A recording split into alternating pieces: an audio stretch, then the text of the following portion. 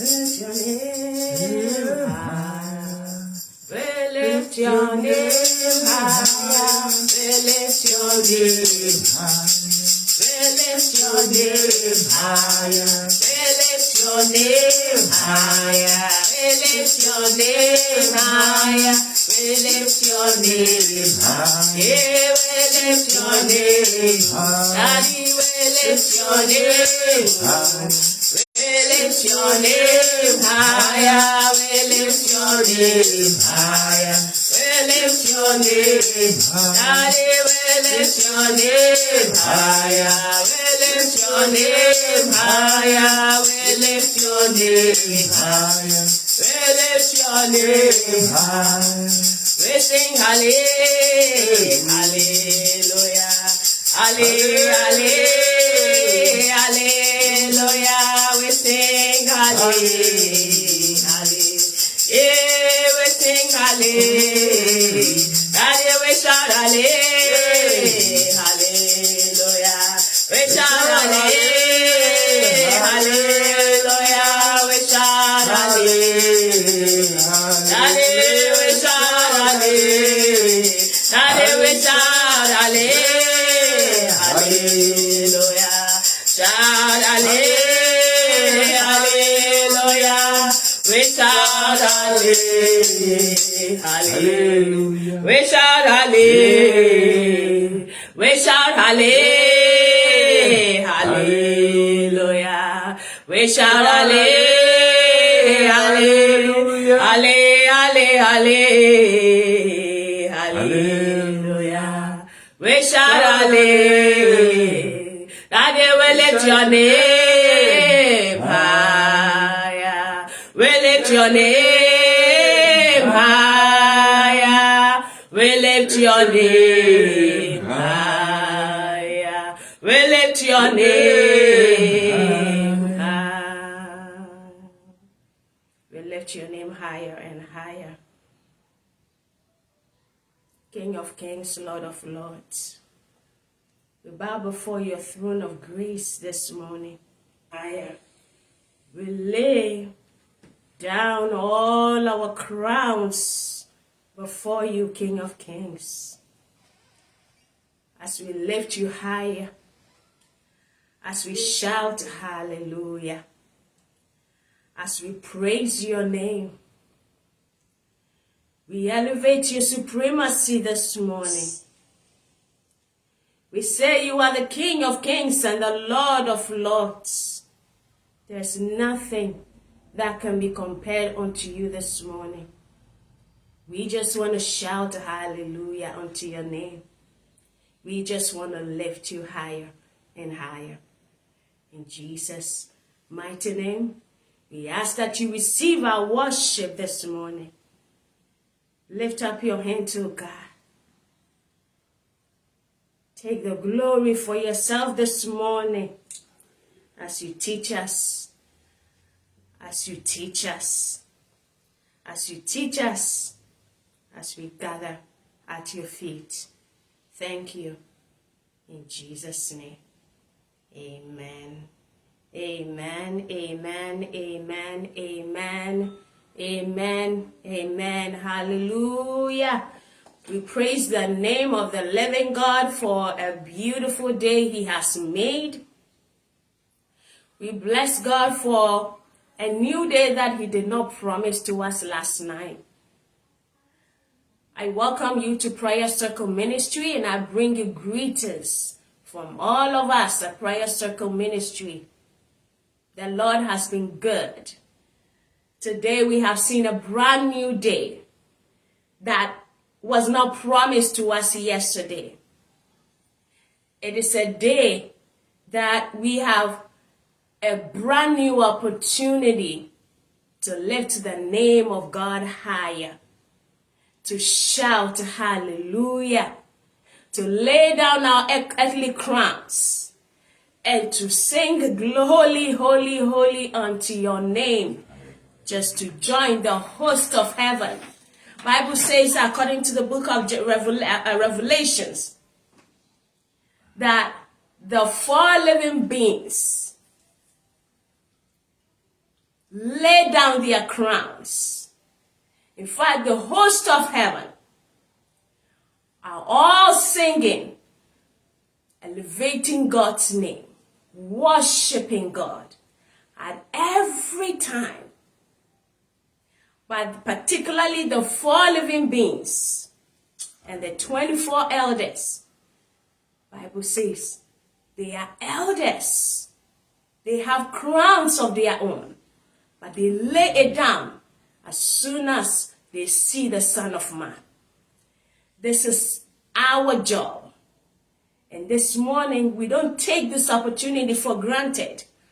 The opportunity to lay down our crowns, to worship God, to praise Him, to tell Him the King He already is. Beloved, wherever you are joining us from this morning, as I welcome you to Prayer Circle Ministry and invite you to stay with us, to eat from the table of God, the bread of life Himself, I encourage you to have a heart of worship, a heart of praise, wherever you are. May the name of the Lord be blessed. Hallelujah. Happy Sunday, wherever you are. Good morning, good afternoon, good evening, whatever time of day it is where you are. Again, welcome to Prayer Circle Ministry. Lately, I have been thinking a lot and self-reflecting and asking myself and God if I am on track with Him. Beloved, we are living in the end times. These are the end times. And if you don't believe me, just look around you. When you go to Matthew chapter 24, Jesus gives us all the signs. And if you look around you, wherever you are, you will see one or more of the signs. You may have heard it since you were born, but now more than ever before, when we look in the Middle East, when we look wherever we are living, we see that the signs of the end times that Jesus promised are all around us. If you have the opportunity, you are blessed with the opportunity to live one more day. I encourage you to live that day like it is your last day. Live that day like it is your last chance to live and to make a difference for the kingdom.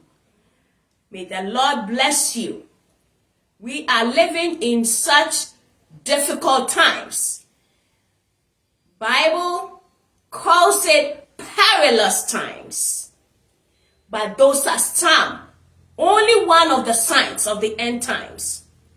So as I look around me and I see the second coming of Jesus draw closer and closer, beloved, more closer than you ever think, I have been doing a lot of reflection and thinking about where I am. Where am I? In other words, if Jesus were to show up this moment, the next minute, I have been asking myself, am I ready? Am I ready?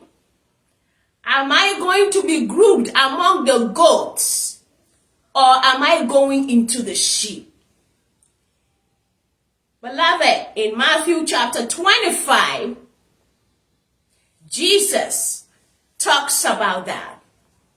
If you have the chance, take the time and read through the entire Matthew chapter 25 and do the same self-reflection and ask yourself, where am I? Where am I going to be? Am I going among the sheep? or am I going among the goats? Beloved, as I reflect on myself, I've been asking God, what was that purpose you gave me? And have I accomplished it? Am I fulfilling it? Where do I have to do what I'm supposed to do that I am not doing? This morning, my dear listener, I want to highlight that God is not looking for powerful people. God is not looking for smart and intelligent people. God is not looking for wealthy people. God is not looking for people who have it all together.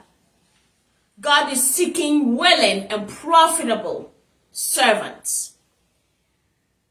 God is seeking willing and profitable, in our days, sons and daughters. In Matthew chapter 25, Jesus describes what happens to sons and daughters who are not profitable. Particularly, he uses the parable of the talents to describe an unprofitable servant.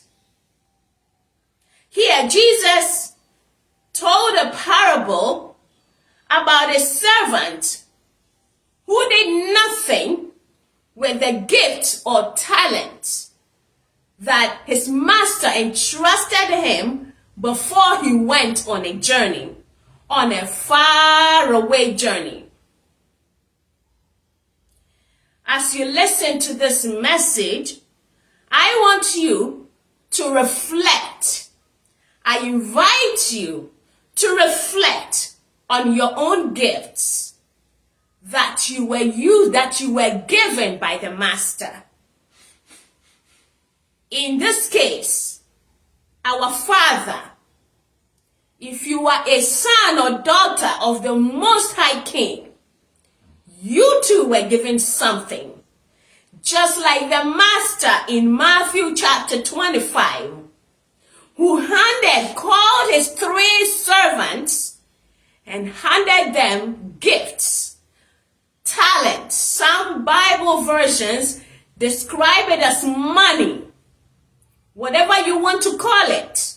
The master entrusted the servants with valuable resources that he expected them to put to good use. We will get into that in a little bit. But again, I want to remind you that whatever it is that God gave you, you are a steward of that. Whatever gift it is. I don't know what God gave you. I don't know the gift God gave to you. And I don't know what you've done with it. But I want to remind you that as the end of the times come, as Jesus shows up very, very soon, we got to prepare to give a report of our stewardship with whatever the Lord handed to us. Again, he is not seeking perfection, as we shared in our last message.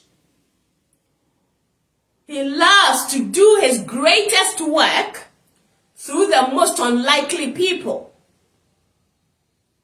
He leads them and put talents. He leads them to put their talent to good use.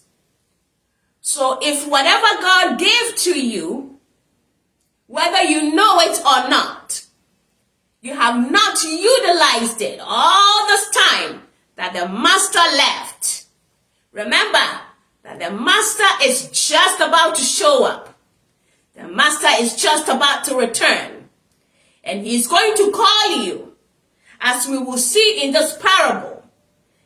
He's going to call you to give an account of what you did with your life.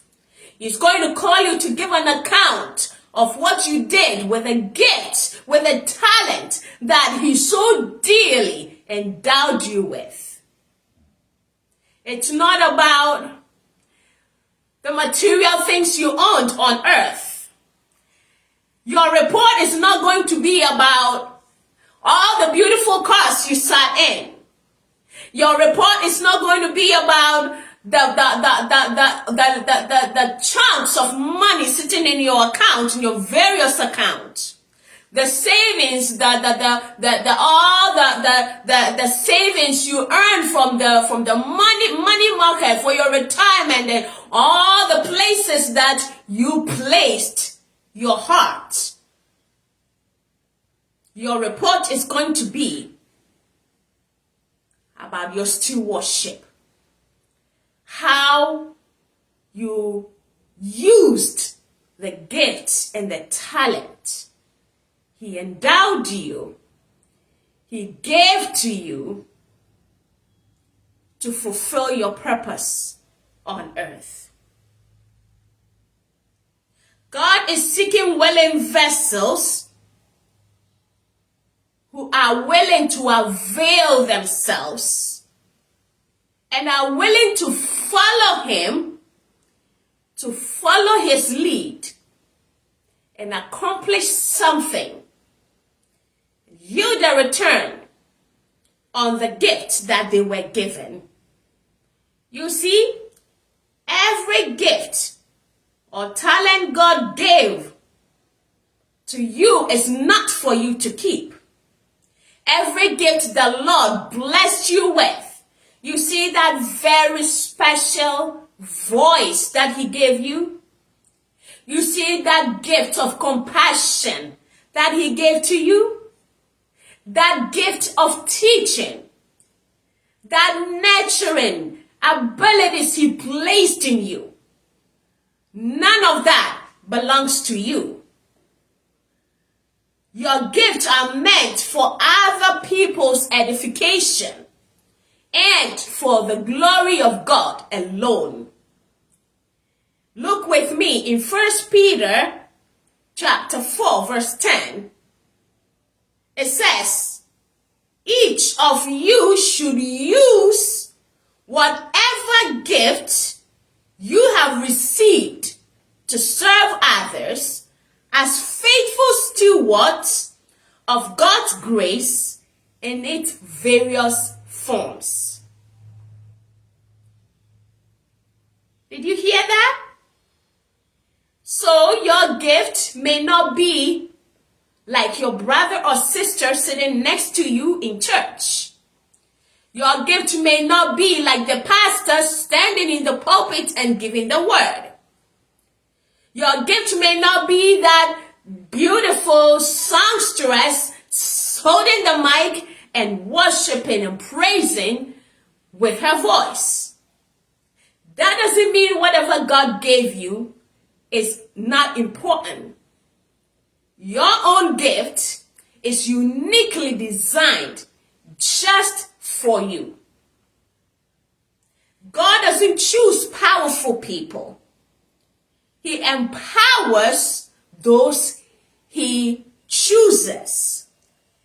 And he has already wired you and me with the unique gift and talent we need to use to fulfill his desired plan for us. As we can see in Jeremiah chapter 1 verse 5. Go there with me. Jeremiah 1:5 says, before I formed you in the womb, I knew you. And before you were born, you were set apart. I appointed you as a prophet to the nations. Does that mean that each one of us is called to be a prophet? Absolutely not. But this was Jeremiah's own calling. This was what God purposed for him. The same way, you too were called to do something. You too were called and given specific, uniquely designed gifts and talents just for you to fulfill your own destiny. Before you were even formed in your mother's womb. And each one of us can accomplish something as insignificant as you think it is. It is important to God. When that time comes, each one of us will be called to give an account of what we received. Now, let us see how this unfolds with that master in Matthew chapter 25. Matthew chapter 25 from verse 20 to 30. Now, before we read this, you can find from verse number 1 all the way through 40. I think from verses 14 through verse 40 is the entire account of this parable. But we're going to be starting from verse 20. This is when the master returned. The master who had called his 3 servants and handed them each according to their capacity. Now, this was when the master returned and called for the reports of their stewardship. Now we'll read Matthew chapter 25 from verse 20 to 30. The servant to whom he had entrusted the 5 bags of silver came forward with 5 more and said, Master, you gave me 5 bags of silver to invest, and I have earned 5 more. The master was full of praise. Well done, my good and faithful servant. You have been faithful in handling this small amount. So now I will give you many more responsibilities. Let's celebrate together. The servant who had received the 2 bags of silver came forward and said, Master, you gave me 2 bags of silver to invest, and I have earned 2 more. The master said, Well done, my good and faithful servant. You have been faithful in handling this small amount, so now I will give you many more responsibilities. Let's celebrate together. Then the servant with 1 bag of silver came and said, Master, I knew you were a harsh man, harvesting crops you didn't plant and gathering crops you didn't cultivate. I was afraid I would lose your money, so I hid it in the earth. Look, here is your money back. But the master replied, You wicked and lazy servants, if you knew I have harvested crops I didn't plant and gather crops I didn't cultivate, why didn't you deposit my money in the banks? At least I could have gotten some interest on it. Then he ordered, Take the money from this servant and give it to the one with the 10 bags of silver. To those who use well what they are given, even more will be given, and they will have abundance. But from those who do nothing, even what little they have will be taken away. Now throw this useless servant into outer darkness, where there will be weeping and gnashing of teeth. Bless the name of the living Praise God. God bless you. God bless you, sir. Beloved, as you can see, we just read from Matthew chapter 25, from verses 20 through 30. As you can see from this parable, the master was not pleased with the third servant who lazied around doing nothing with the gifts he was given. Now understand that these gifts were valuable, and that is why some Bible versions use silver, some Bible versions use money, some use gifts, some use talent. Whatever name you choose to call it, it is just to demonstrate the value of what the master handed over to the servants. Now, we saw the reaction of the master to the first two servants who had utilized the gifts they were given within the appointed time they were given. My dear listener, it's very important for you to understand that you don't have forever. There are some of us who know that we are called to something.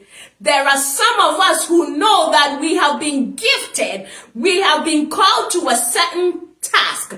God himself has maybe even revealed it to us. Maybe he has revealed it to us through his teachers, his prophets, his evangelists. Maybe God has laid it on your heart. And all you do is postpone. Oh, when I get money. Oh, I'm waiting to save a little more money before I start. Oh, I will go on that mission trip when I've completed, when I've saved enough in my retirement, so that, when I return from missions, I will not be thinking about, retirement funds. For some of us, we're looking to accomplish all the educational degrees, academic degrees out there. It is important for you to understand that each one of us has been assigned an appointed time. Remember that in this parable, when the master left, Bible says that he traveled to a faraway country for a certain time, but there was a return period. So in other words, these three servants did not have forever. The time that they had was only the period that the master was away. Just like you and me, the gift that we have been given is for an appointed time. It is to be utilized during the period that we have been given. So, if you are one of those who have been postponing, you hear the voice of God. You hear him telling you. In fact, he is directly speaking to you, laying that task on your heart, directing you to go to that country, directing you to train yourself to go and accomplish a specific task. And you're making all sorts of excuses, just like the third servant. For all the time the master was away, this third servant had every opportunity to invest his gift and make himself profitable to the master. Instead, what did he do? He chose to make unnecessary excuses by calling his master names. The third servant allowed fear to grip him, as we heard him say that I was afraid to invest your money. He said to the master, I was afraid to invest your money. And many of us are wasting our precious time on this earth doing the same thing. Many of us are wasting our time giving all sorts of excuses because we are afraid. We are afraid of how people will criticize us. We are afraid of the people around us noticing that we are children of God. We are afraid to bear that name, that identity of Christ, because we feel people will see that we too are Christians, we too are believers, and laugh at us. We are afraid to show our face with that identity of Christ and perform the task the Lord has given to us because of our co-workers, because of the people in our neighborhood, because of the people in our family who will criticize us. We are afraid, and we are allowing that fright to grip us and prevent us from putting to use the gifts and the talent the Lord has blessed us with. The third servant said to the master, I was afraid and went and hid your talent. And many of us are covering our talent today. Many of us are hiding our talent today. You see, in that church you see that vacancy. You see those children needing a teacher, and God has placed inside of you a gift of teaching. Yet, you are making excuses and hiding that gift. The master will ask you. The third servant said to the master, I knew you to be a harsh man. The NKJV, the New King James Version, says, Lord, I knew you to be a hard man, reaping where you have not sown, and gathering where you have not scattered. Verse 25, and I was afraid and went and hid your talent in the ground. Hallelujah. He now said to the master, here you go. Take what you gave me. Take exactly the amount of gift you gave me. He handed the gift with no returns. After a long period of time that he was given, he handed it over just the way the master had given to him. My dear listener, if you are behaving like the third servant with whatever gift and talent the Lord blessed you with, God is speaking to you this morning. God is reminding you that you don't have forever. That the gift he gave you is a valuable resource. That gift he gave you is not for you. It is to edify and to bless the people around you. It is to edify and bless the church. Now, that doesn't mean that this has to be used in the church, in the building. The church is believers, Christians, sons and daughters of God. Whatever name you choose to call them. Your gift is to be utilized to bless them. Maybe you are sitting on social media every day. How are you blessing the people? All those hundreds of people following you. Are you simply going there and chit-chatting? Are you simply going there and posting emojis and commenting on people's photos and people's posts? Utilize what you have to promote the kingdom of God. The third servant was rebuked and rejected by the master.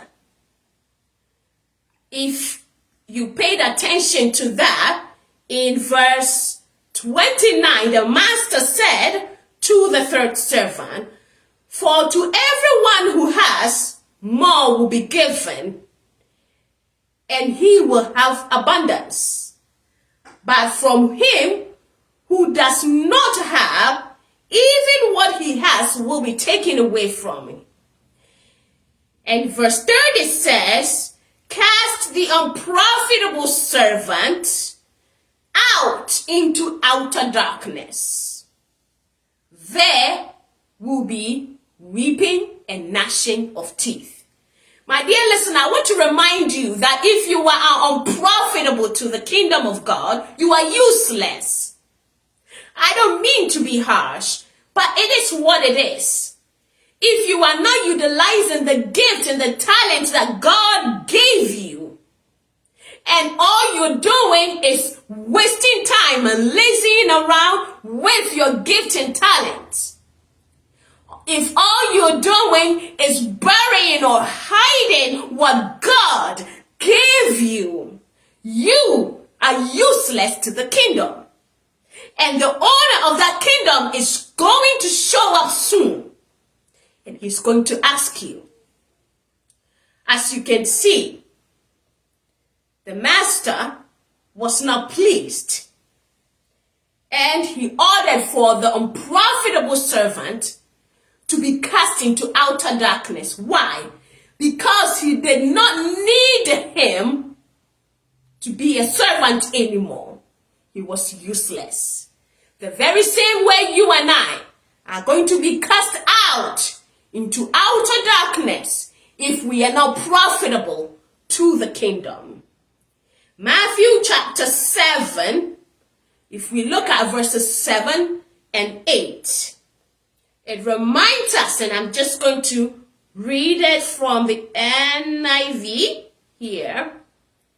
It says, "Ask, and it will be given to you. Seek, and you will find.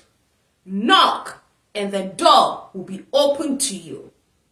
For everyone who asks receives, and the one who seeks finds, and to the one who knocks the door is opened." If you don't know what your gift is, go to the Father and ask, "What did you give me, Father?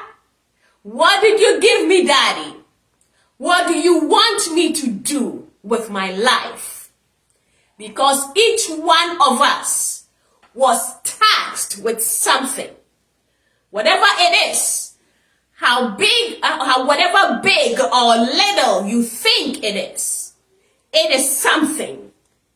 Just like the master gave each of his 3 servants gifts.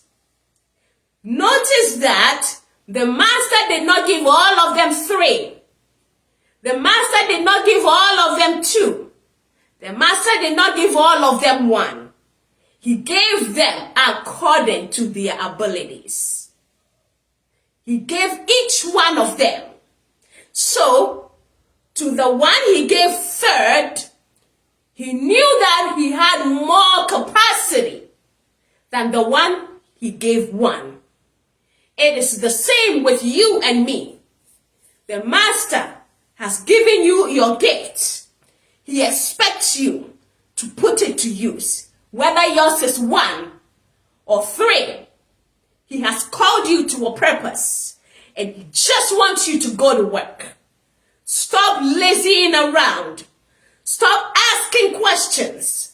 Stop making excuses and calling your master names, and go to work and use those gifts, use those talents to benefit other people, and to, most importantly, glorify the name of God. If we ask God about what he gave to us, even if we don't know what it is, he will show us. Not only will he show us, but he will give us the grace to put it to use. The more we use our gift to bless others, we multiply the returns on those gifts. That is what makes us profitable. You and I are accountable to the Lord for the use of his resources. Because guess what? Even though that gift was given to you, it is not yours. It is for God, who gave it to you to go, use it, put it to use, and yield a return so that he will gain profit. My dear listener, as I recap my message this morning, I want to ask you and invite you to think about this. Are you a good steward of the gift God gave you? Are you a profitable son or daughter? When the master shows up and he calls you to give your account of your stewardship, will he say to you, "Well done, good and faithful servant"?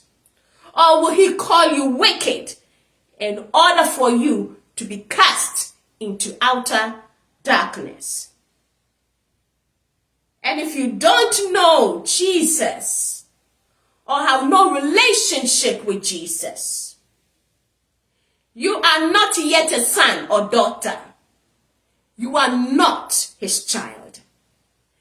Jesus came to this earth to die for all people. And he says that to those who tap into that gift of salvation, he gives eternal life. It is a choice for you. If you are not yet a child of God, if you are not yet a son or daughter, if you have not given your life to Jesus, you will not even recognize the gifts you have and will not be using it for God's purpose. I want to encourage you to consider giving your life to Jesus if you don't have a relationship with him. At any given time, my dear listener, each one of us is serving a master. And it is only one of two. It is either Jesus you're serving, or Master Devil, or Satan. If you are not serving God, the Most High King, the creator of the heavens and the earth, you are serving the devil, whether you know it or not. When it comes to this, there is no gray area. Look with me in Matthew chapter 6, verse 24. Matthew chapter 6, verse 24. Matthew chapter 6, verse 24.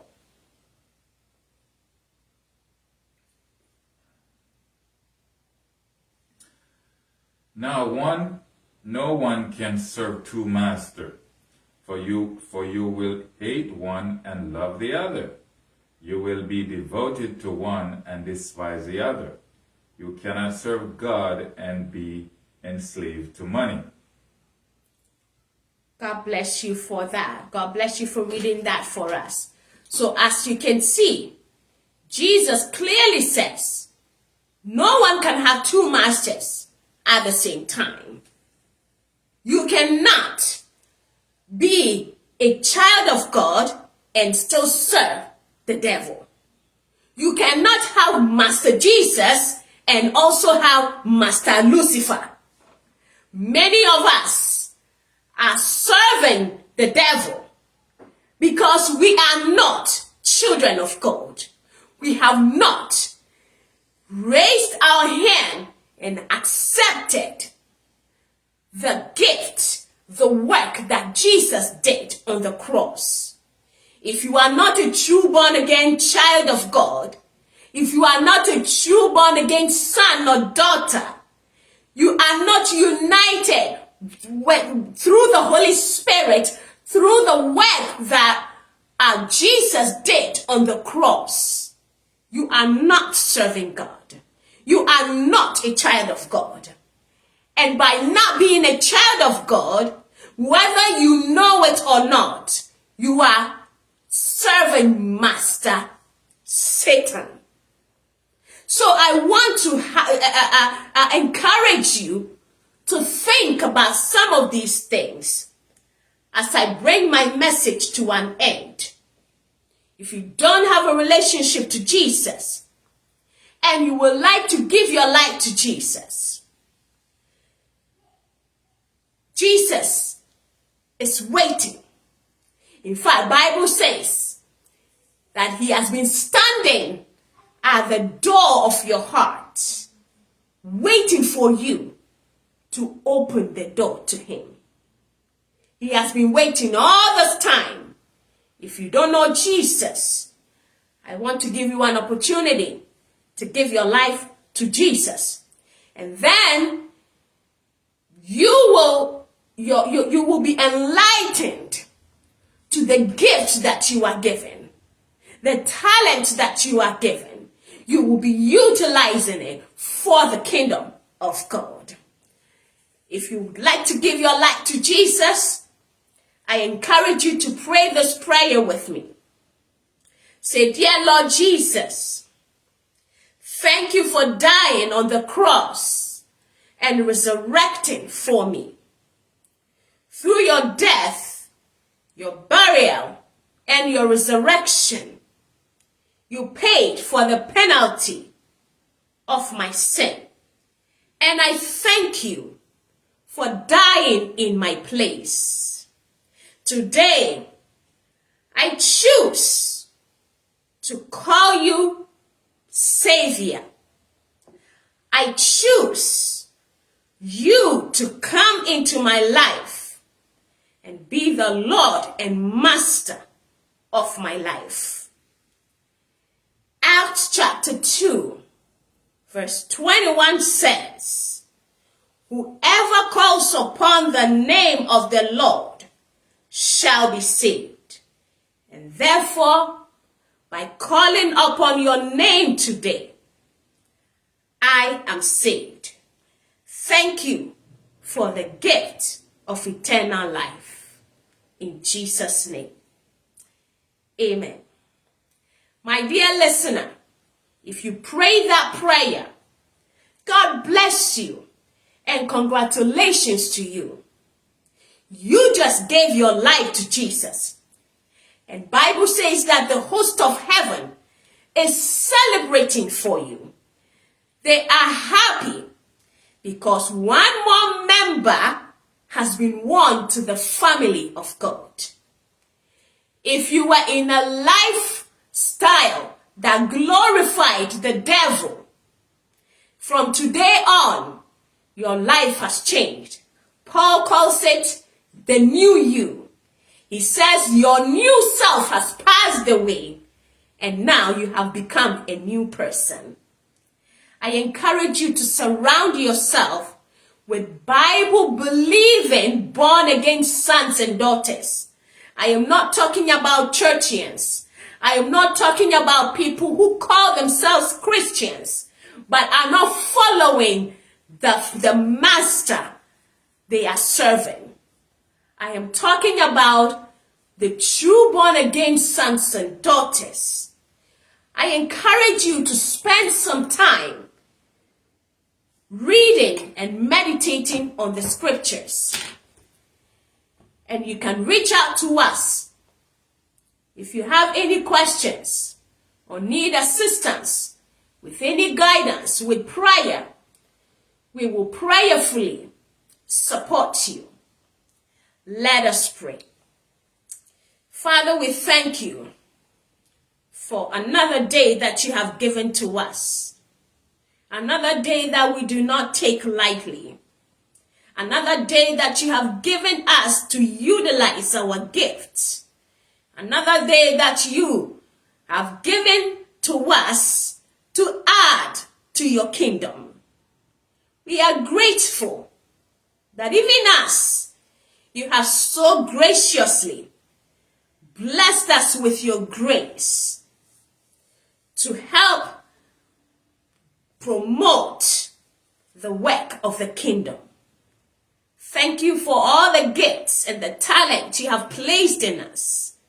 And thank you for the reminder that they are not for us. We ask you for the grace to help us utilize the gifts and talent you have given to us. That brother or sister who just accepted you as their Lord and Savior, we thank you for their life, and we ask you to take over and be the Lord and Master of their soul. Thank you. In Jesus' name, amen. My dear listener, I want to thank you for joining us today. I want to thank you for spending time with God today. May the Lord bless you as you go out there and utilize the gifts and talent that He blessed you with. Thank you for joining us, and I pray that the Lord will bless you with a fruitful week. Amen.